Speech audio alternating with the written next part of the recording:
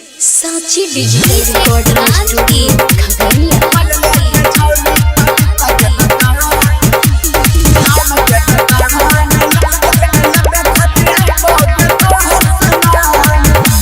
देखी के हमर होठला ले लल रे किया तू छौरा होई छी बेहाल रे किया तू छौरा होई छी बेहाल रे।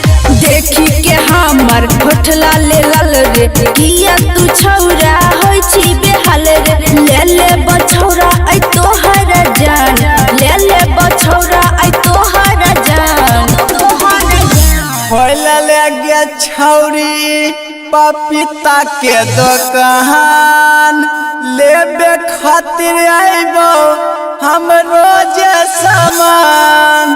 खोल ले गया छौरी पपीता के दुकान, आम के दुकान लेबे खातिर आइबो गे तोहर सामान। खोल ले गया छौरी पपीता के दुकान, आम के दुकान लाई खातिर आइबो गे रोज सामान।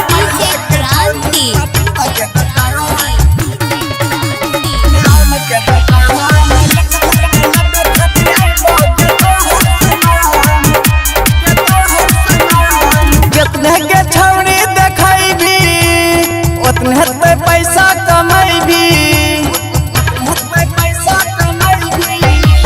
लेबै बढ़ाई के दाम खिलैबै जे अपन आम।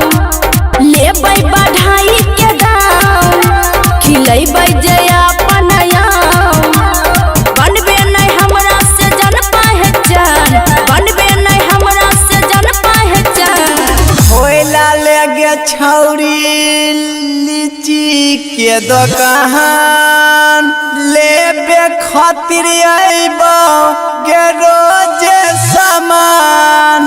खोल ले गे छौरी लीची के दुकान, अनार के दुकान लेबे खातिर आइबो गे रोज सामान। खोल ले गे छौरी लीची के दुकान, आम के दुकान लेबे खातिर आइबो छौरी तोहर सामान।